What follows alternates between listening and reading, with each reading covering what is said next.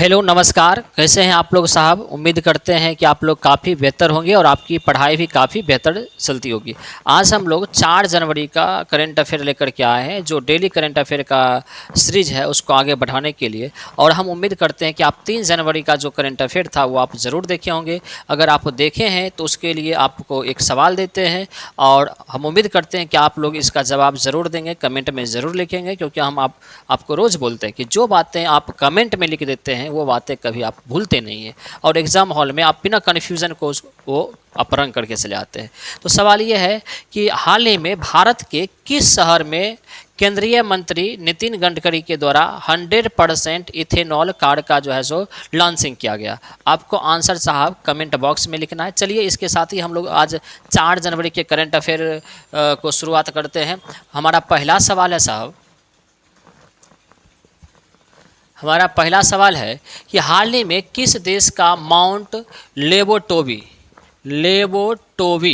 ज्वालामुखी फटा है। किस देश का माउंट लेबोटोवी ज्वालामुखी है। इस तरह के सवाल कई बार एग्जाम में देखने के लिए मिलते हैं, इवन एट बीपीएससी तक के एग्जाम में देखने के लिए मिलते हैं।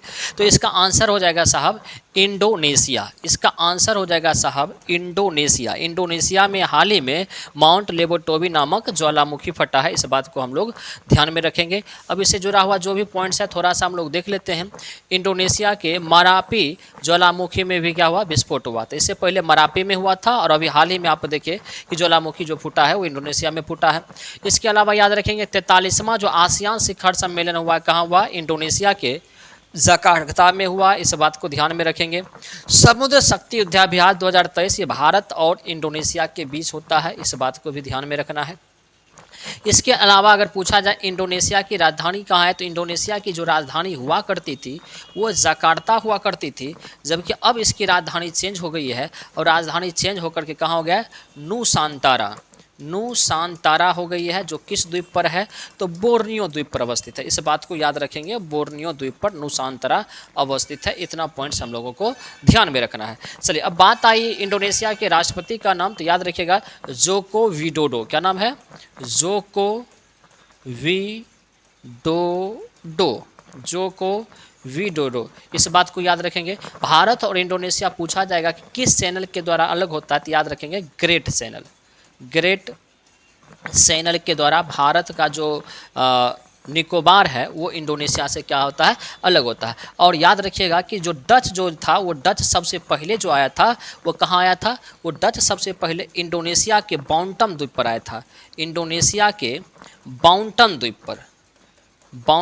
पर आया था। तो आपको कमेंट बॉक्स में लिखना है कि इंडोनेशिया के बाउंटन द्वीप पर आने वाला 1596 ईस्वी में पहला डच व्यक्ति कौन था, पहला डच यात्री कौन था, आपको कमेंट बॉक्स में लिखना है। अगर आप जानते होंगे तो ज़रूर लिखेंगे, हमें उम्मीद है कि आप ज़रूर इसको लिखेंगे। चलिए नेक्स्ट अगर हम लोग देखें तो हाल ही में पीएम विश्वकर्मा योजना लागू करने वाला पहला केंद्र शासित प्रदेश कौन बना।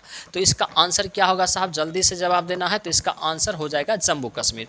जो केंद्र सरकार के द्वारा, प्रधानमंत्री के द्वारा 17 सितंबर को उनके जन्म दिवस पर पीएम विश्वकर्मा योजना की शुरुआत की गई थी। इस योजना के तहत 3 लाख रुपया जो है सो एक तरह से ऋण दिया जा रहा है और 5% ब्याज के रूप में, और किसी भी प्रकार की कोई गारंटी इसमें नहीं ली जा रही है।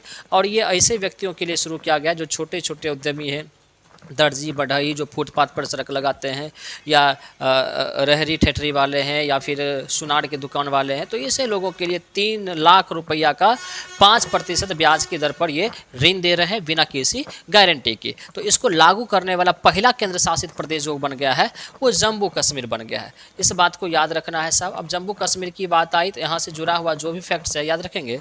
जम्मू कश्मीर के किश्तवाड़ ज़िले के केसर को जीआई टैग दिया गया है। जम्मू कश्मीर के पश्मीना क्राफ्ट को जीआई टैग दिया गया है। जम्मू कश्मीर के उपराज्यपाल जो हैं वो कौन है, मनोज सिन्हा है। जम्मू कश्मीर के उपराज्यपाल कौन है, मनोज सिन्हा है। इसके अलावा याद रखिएगा दाची ग्राम अभ्यारण्य कहाँ है, दाची ग्राम अभ्यारण्य ये भी कहाँ है, जम्मू कश्मीर में। किश्तवाड़ कहाँ है, किश्तवाड़ जम्मू कश्मीर में। याद रखिएगा हेमिस जो भारत का सबसे बड़ा अभ्यारण्य है। हेमिस भारत का सबसे बड़ा सबसे बड़ा अभ्यारण्य जो है वो भी कहाँ है, जम्मू कश्मीर में है। ये सारी बातें आप लोग को याद रखिएगा, और यहाँ से कई दर्रे वगैरह से भी पूछे जाते हैं, तो ये बातें हम लोग बाद में चर्चा करेंगे। और याद रखिएगा, जम्मू कश्मीर में अभी हाल ही में सुप्रीम कोर्ट ने 370 जो हटाया गया इस पर फैसला दिया, और 370 धारा जो था उसको हटाने की बात किया। 370 और 35A को वहाँ से क्या कर दिया गया है, हटा दिया गया है। इस बात को ध्यान में रखना है साहब। चलिए नेक्स्ट हमारा जो सवाल है कि हाल ही में किस देश के नए प्रधानमंत्री सुखसेस मसरा चुने गए हैं। सुखसेस मसरा किस देश के प्रधानमंत्री चुने गए हैं, तो आप देख सकते हैं यहाँ पर ये है सुखसेस मसरा। तो इसका आंसर हो जाएगा साहब चाड। इसका आंसर क्या हो जाएगा, चाड। तो आप लोग याद रखिएगा साहब, केनिया की राजधानी कहाँ है, नैरोबी। केनिया की राजधानी नैरोबी। जिम्बाब्वे की राजधानी हरारे, और बाकी बच गया आपका चाड। तो इसको आपको क्या करना है, कमेंट बॉक्स में लिखना है कि चाड की राजधानी कहाँ है। चलिए नेक्स्ट अगर हम लोग देख लें इससे जुड़ा हुआ पॉइंट, क्योंकि यह भी नियुक्ति हाल ही में हुई है, तो हाल ही में कहाँ कहाँ के प्रधानमंत्री और राष्ट्रपति चेंज हुए हैं, तो इसको एक बार हम लोग रिकॉल कर लेते हैं। तो आपको पता है कि मिस्र के नए राष्ट्रपति जो बने हैं अब्देल फतेह अल सीसी, ये पहले भी थे और ये तीसरी बार बने हैं, तीसरी बार बने हैं। और आपको पता है कि मिस्र में पहले संविधान में ऐसा प्रावधान था कि कोई भी व्यक्ति केवल 2 बार राष्ट्रपति बन सकता है, लेकिन इन्होंने संविधान में संशोधन करके तीसरी बार ये जो है सो मिस्र के राष्ट्रपति बने हैं, और 86 पॉइंट कुछ % वोट के साथ ये जीत करके आए हैं। इस बात को ध्यान में रखेंगे। और अब्देल फतेह अल सीसी हाल ही में 2023 में हमारे यहाँ मेहमान बन करके आए थे, और आपको बताना है कि ये मेहमान किस तिथि को और किस दिवस पर ये बन करके आए थे। इस बात को आपको कमेंट बॉक्स में लिखना है, और हम डेली करंट अफेयर में भी, मंथली मैगजीन में भी पढ़ाएं आप लोगों को। चलिए मेडागास्कर के नए राष्ट्रपति कौन बने हैं, मेडागास्कर, तो याद रखिएगा एंड्री राजो एलिना। कौन बने हैं, एंड्री राजो एलिना बने हैं। न्यूजीलैंड के नए प्रधानमंत्री कौन बने हैं, क्रिस्टोफर लक्सन बने हैं। इस बात को ध्यान में रखना है। लग्जमबर्ग का प्रधानमंत्री कौन बने हैं, तो ल्यूक फ्रीडेन बने हैं। लग्जमबर्ग याद रखिएगा, ये यूरोपीय देश है लग्जमबर्ग। और याद रखिएगा कि लग्जमबर्ग ये दुनिया का पहला देश है जो अपने यहाँ परिवहन को बिल्कुल मुक्त कर दिया है। परिवहन का मुक्त मतलब क्या, अगर आप बस से जाते हैं, ट्रेन से जाते हैं, किसी भी वाहन से जाते हैं, तो आपको 1 भी रुपया नहीं लगेगा, और हर व्यक्ति के लिए मुफ्त कर दिया गया है। तो लग्जमबर्ग ऐसा करने वाला पहला देश बन चुका है। चलिए अर्जेंटीना के नए राष्ट्रपति कौन बने हैं, तो अर्जेंटीना के जो राष्ट्रपति बने हैं वो जेवियर माइली बने। कौन बने हैं, जेवियर माइली बने हैं। बात आई अर्जेंटीना की, अर्जेंटीना की राजधानी कहाँ है, तो विनियस आयर्स इसकी राजधानी है। और अर्जेंटीना में अल्फा घास पाई जाती है। अल्फा नाम की घास पाई जाती है, छोटी छोटी घास होती है, और इस घास को पम्पास कहते हैं, पम्पास कहते हैं। और इस पम्पास को अर्जेंटीना का हृदय भी कहा जाता है, अर्जेंटीना का हृदय भी कहा जाता है। और आपको कमेंट करना है कि अर्जेंटीना किस महादेश में है, अर्जेंटीना किस महादेश में है। चलिए नेक्स्ट, हाल ही में आई रिपोर्ट के अनुसार कौन सा देश कैंसर से हुई मौत के मामले में प्रथम स्थान पर है। मतलब एक रिपोर्ट आई है जिसके अनुसार दुनिया में सबसे अधिक कैंसर से मौत कहाँ होता है, तो याद रखिएगा कैंसर से सबसे अधिक जो मौत होता है वो चीन में होता है। और दूसरे नंबर पर पूछा जाए कौन है, तो सेकेंड स्थान पर अपना भारत है। और पूछा जाएगा कि तंबाकू के उत्पादन में पहला देश कौन सा है, उत्पादन में, तो आपको बोलना है चीन। और तंबाकू के उपयोग में, उपभोक्ता अगर पूछा जाएगा सबसे अधिक कहाँ है, तो वो भी चीन में है। और तंबाकू के उपयोग में सेकेंड स्थान पर अगर पूछा जाएगा तो उसमें कौन है, भारत है। इसी लेकर के आप देख सकते हैं रिपोर्ट में, ऐसा कोई लॉजिक नहीं है, लेकिन फिर भी आप देखिए कि कैंसर में भी जो है सो दूसरे स्थान पे भारत, पहले स्थान पे चीन। और तंबाकू के उपयोग में भी पहले स्थान पे चीन और दूसरे स्थान पे भारत। जनसंख्या की दृष्टि से देखें तो पहले स्थान पे चीन और दूसरे स्थान पर भारत। चलिए नेक्स्ट अगर हम लोग देखें, नेक्स्ट हमारा सवाल हो जाएगा कि हाल ही में किसे संयुक्त राष्ट्र में भारत का अस्थायी प्रतिनिधित्व चुना गया है। ये काफ़ी VVI है, और जब भी अस्थायी प्रतिनिधित्व चुना जाता है UNO में भारत का, तब वो सवाल पूछा जाता है। तो इसका आंसर हो जाएगा साहब, इसका आंसर हो जाएगा साहब अरिंदम बागची। अरिंदम बागची हो जाएगा साहब। ये आप देख सकते हैं अरिंदम बागची को इनको चुना गया है। अरविंद पनगढ़िया के बारे में आप लोग जानते हैं कि नीति आयोग के NITI नीति आयोग के पहले जो हैं, पहले क्या थे ये, उपाध्यक्ष। पहले उपाध्यक्ष थे, इस बात को याद रखिएगा। नीति आयोग के पहले उपाध्यक्ष और नीति आयोग के पहले सीईओ पूछा जाएगा, प्रथम सीईओ 2015 में। नीति आयोग की स्थापना कब हुई थी? 1 जनवरी 2015 को। और पहले सीईओ पूछा जाएगा तो सिंधु श्री खुल्लर। पहले सीईओ कौन है? सिंधु श्री खुल्लर, याद रखिएगा इस बात को, सिंधु श्री खुल्लर। तो आपको बताना है कि नीति आयोग के वर्तमान में उपाध्यक्ष कौन है, आपको कमेंट बॉक्स में जरूर लिखना है साहब। चलिए, क्योंकि मेरा प्रयास होता है कि 10-12 अगर आपको सवाल करवाते हैं तो 10-12 सवाल आपसे पूछ लें, और 10-12 सवाल का अगर आप रिप्लाई करते हैं तो आप समझ सकते हैं कि पर डे आप कितना गेन कर रहे हैं। किस राज्य सरकार के द्वारा आपदा से पूर्व चेतावनी के लिए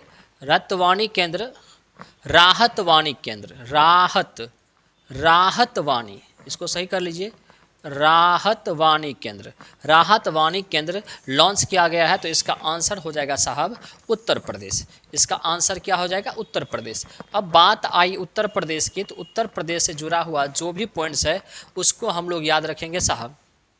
यूपी पुलिस अपना व्हाट्सएप चैनल अभी हाल ही में लॉन्च किया है, ये भी आपको डेली करंट अफेयर में पढ़ा है। इसके अलावा विश्व का सबसे बड़ा ध्यान केंद्र कहाँ स्थापित किया गया? वाराणसी में स्थापित किया गया है, जहाँ माननीय प्रधानमंत्री का संसदीय क्षेत्र है, आप सबको पता है। चलिए, इसके अलावा यूपी का पहला फ्लोटिंग रेस्टोरेंट कहाँ हुआ? प्रयागराज में। यूपी का पहला फ्लोटिंग रेस्टोरेंट कहाँ शुरू हुआ? प्रयागराज में। और प्रयागराज किसका नाम किया गया है? तो इलाहाबाद का नाम प्रयागराज किया गया है, ठीक है। प्रयागराज में 2 नदियों का संगम होता है, एक कौन कौन सा होता है? गंगा का और यमुना नदी का क्या होता है? संगम होता है, इस बात को याद रखिएगा।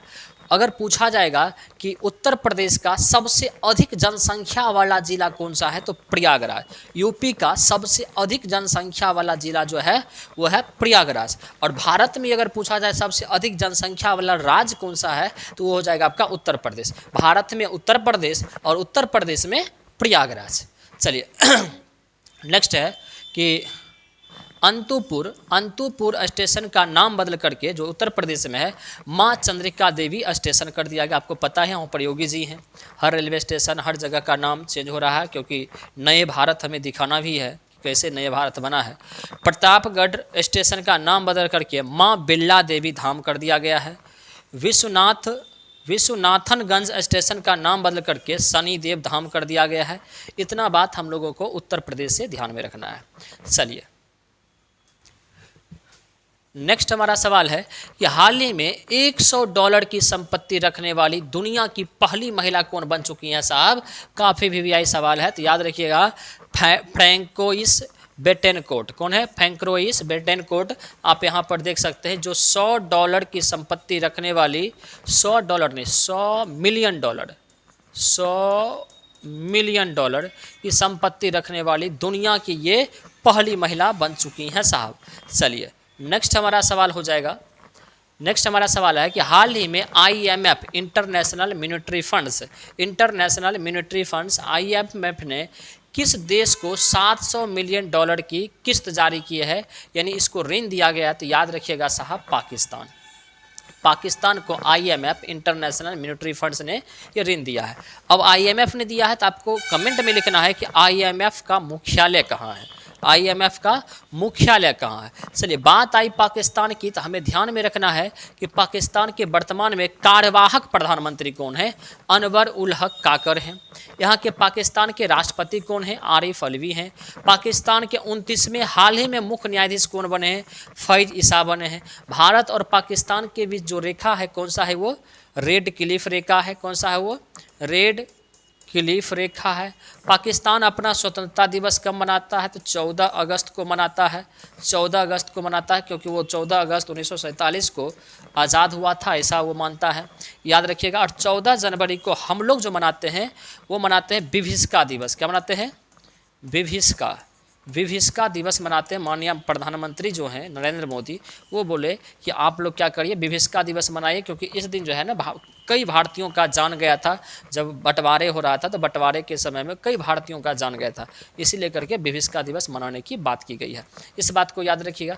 पाकिस्तान के साथ कितने राज्य हम लोग के लगते हैं? तो याद रखिएगा, पंजाब, राजस्थान, गुजरात, जम्मू कश्मीर ये केंद्र शासित प्रदेश हो गया साहब, वो 3 राज्य, और इसके साथ साथ लद्दाख। इतना बात हम लोगों को ध्यान में रखना है। चलिए साहब, सिंधु जल समझौता किसके साथ है? सिंधु जल समझौता ये भारत और पाकिस्तान के बीच कब हुआ था? तो 1960 ईस्वी में हुआ था। इतना पॉइंट्स हम लोगों को ध्यान में रखना है। चलिए, पाकिस्तान में पहली महिला हिंदू जज पूछा जाएगा कौन बनी थी? तो याद रखिएगा क्या? सुमन कुमारी। इस बात को भी ध्यान में रखना है, सुमन कुमारी। चलिए, हाल ही में जी-सैट 20 उपग्रह को किस रॉकेट से लॉन्च किया गया है? तो इसका आंसर क्या होगा साहब? तो स्पेस एक्स कंपनी का ये रॉकेट है जिसका नाम है फाल्कन। इसके द्वारा जी-सैट 20 उपग्रह को भारत क्या करेगा? लॉन्च करेगा। इस बात को ध्यान में रखना है। चलिए, ये सैटेलाइट है, उपग्रह है। विश्व ब्रेल दिवस कब मनाया जाता है? विश्व ब्रेल दिवस कब मनाया जाता है? तो याद रखिएगा साहब, 4 जनवरी को। और अंधों की पढ़ने के लिए जो लिपि होती है, अंधों की पढ़ने की लिपि, उसको बोलते हैं ब्रेल लिपि। क्या बोलते हैं?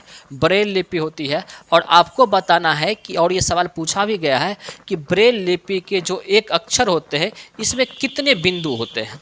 इसमें कितने बिंदु होते हैं साहब? इस बात को आपको कमेंट बॉक्स में लिखना है। चलिए, ठीक है, हम ही बता देते हैं। 6 जो है सो डॉट्स होते हैं, इस बात को बता देते हैं। अब अगले सवाल हम पूछ लेते हैं इसके बाद। हाल ही में सैन्य अंतरिक्ष यान X-37B किसने लॉन्च किया? किसके द्वारा लॉन्च किया गया? तो ये अमेरिका का एक अंतरिक्ष यान है और इसको स्पेस एक्स जो कंपनी है वो लॉन्च करेगी। ये अमेरिका का है। और कैसे लॉन्च करेगी? तो फाल्कन जो 9 अभी पढ़े थे आप लोग, फाल्कन 9, इसी रॉकेट से क्या करेगी? ये इस अंतरिक्ष यान को लॉन्च करेगी। और ये अमेरिका की है। बात आई अमेरिका की, तो हम लोग थोड़ा सा देख लेते हैं अमेरिका के बारे में। तो यूएसए के कैलिफोर्निया में 18 मिलियन टन के लिथियम धातु का क्या मिला है? भंडार मिला है। और ये भंडार जो है ना, कोलोराडो रेगिस्तान में अवस्थित। कैलिफोर्निया में एक रेगिस्तान है जिसका नाम है कोलोराडो। उसी रेगिस्तान में जाकर के ये लिथियम मिला है। और आपको पता है कि लिथियम जो है ना, ये मोबाइल की बैटरी और जो भी सूखा सेल होता है इसको बनाने में काफ़ी मदद करता है। इलेक्ट्रिक कार वगैरह की जो बैटरी होती है उस सबको बनाने में मदद करता है। लिथियम सबसे क्या होती है? हल्की धातु होती है। और भारत में भी अभी हाल ही में लिथियम मिला है। और यहाँ से सवाल पूछा भी गया और भविष्य में पूछा भी जा सकता है कि भारत में जम्मू कश्मीर और राजस्थान के नागौर में क्या मिला है? लिथियम का भंडार मिला है। नागौर में लिथियम का भंडार मिला है। बात आई नागौर की, आपको पता है कि पंचायती राज की शुरुआत, पंचायती व्यवस्था की शुरुआत सबसे पहले नागौर से ही, राजस्थान से ही 2 अक्टूबर 1959 ईस्वी को जवाहरलाल नेहरू के द्वारा शुरू किया गया था, महात्मा गांधी के जन्म दिवस के अवसर पर। तो ये राजस्थान से। तो अब आपको बताना है कि दूसरा वह कौन सा राज्य है जहां पर पंचायती राज शुरू किया गया था? इस बात को आपको कमेंट बॉक्स में लिखना है। बेनेडियम जो है, इसका जो है सो बेनेडियम, इसका जो अभी भंडार मिला है, कहाँ मिला है? गुजरात में मिला है साहब। इतना पॉइंट्स हम लोगों को ध्यान में रखना है। बात आई यूएसए की, तो आपको बताना है कि यूएसए के जो राष्ट्रपति है कौन है? तो जो बाइडन है। जैसे हम लोग 2024 के गणतंत्र दिवस पर आमंत्रित किए थे, लेकिन उन्होंने इसको इग्नोर कर दिया, मतलब इनकार कर दिया आने से, अपनी व्यस्तता को बताया। जिसके बाद हम लोग फ्रांस के जो राष्ट्रपति हैं इमैनुअल मैक्रो, उनको 26 जनवरी 2024 में हम लोग मुख्य अतिथि के रूप में आमंत्रित किए हैं। चलिए साहब, हाल ही में किस देश की महारानी मार्गरेट तृतीया ने 52 वर्षों के बाद अपना पद छोड़ने की घोषणा की है? तो इसका आंसर हो जाएगा साहब, इसका आंसर हो जाएगा मार्गरेट तृतीया। तो ये हो जाएंगे डेनमार्क की महारानी थी और 52 वर्षों से अपने पद पर, महारानी के पद पर बनी हुई थी। और अभी उन्होंने उस पद को छोड़ने की बात की है। और 14 जनवरी को जिस दिन हम लोग पतंग और दही चूरा खाते होंगे, उस दिन जो है सो ये अपने पद को क्या कर देंगे? छोड़ देंगे। बात आई यहाँ की पीएम की, तो डेनमार्क के जो पीएम हैं वो मेटे फ्रेडरिक्सन हैं। मुद्रा यहाँ के डेनिश क्रोन है। राजधानी यहाँ के कोपेनहेगन। वैश्विक प्रतिस्पर्धा जो 2023 में डाटा आई है, वैश्विक प्रतिस्पर्धा सूचकांक ग्लोबल कम्पिटिटिव इंडेक्स का, उसमें पहले स्थान पर जो रहा है डेनमार्क रहा है। और भारत का स्थान इसमें कितना रहा है? तो 40वां रहा। भारत का स्थान 40वां रहा। आपको बताना है कि खुशहाली में, अभी हाल ही में जो रिपोर्ट आया है, खुशहाली में प्रथम स्थान पर कौन है और भारत का स्थान कितना है? इस चीज़ को आपको कमेंट बॉक्स में लिखना है साहब। चलिए, नेक्स्ट हमारा सवाल हो जाएगा। नेक्स्ट हमारा सवाल, चलिए अंतिम सवाल ही था साहब, शायद 12वां सवाल। हाँ चलिए।